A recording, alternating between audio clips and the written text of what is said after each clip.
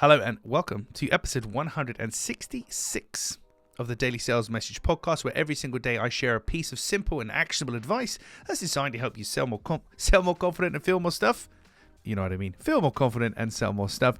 In today's episode, we're talking about the POD process. P-O-D. P-O-D, the POD process. What is that? Sounds intriguing, doesn't it? Well, I've got news for you. I just made it up. It doesn't actually exist, but it makes my point. Having a name for your process of working, for how you do things, implies that you know you're talking about the specificity, the certainty.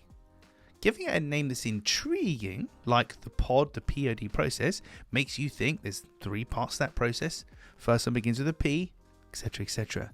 So by having a named process and one with a name that's slightly intriguing, slightly kind of anticipatory, it means, first of all, you've tuned into this episode of the podcast if you listened to the previous one, but it also means for your buyer that you can engage them. Because trust me, I've worked with hundreds and hundreds and hundreds of businesses and entrepreneurs and founders and salespeople. When you ask somebody, so how do you do what you do? That can pretty much floor most people.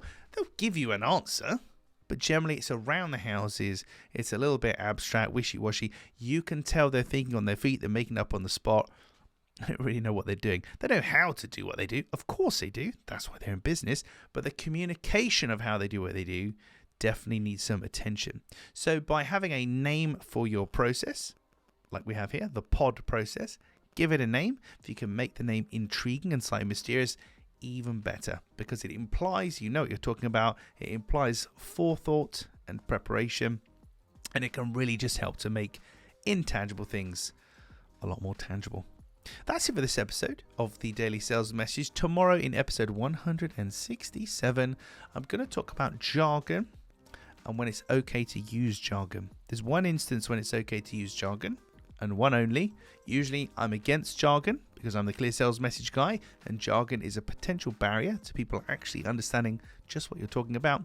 But there is one instance where you can use jargon and it'll work really well. But you're going to have to tune in tomorrow to find out about that. In the meantime, if you haven't already connected with me on LinkedIn, please hop on over to LinkedIn, find me there, James Newell, Clear Sales Message. Drop me a DM, say hello, connect with me. It's always really lovely to hear from listeners of the Daily Sales Message and to understand the impact that each and every episode has on people from literally around the world. The amount of countries the podcast is listened to astonishes me every day. I don't even know where some of them are on the map. Right, thanks for listening or watching all the way to the end. I do appreciate it. I'll see you tomorrow for another exciting edition of the Daily Sales Message.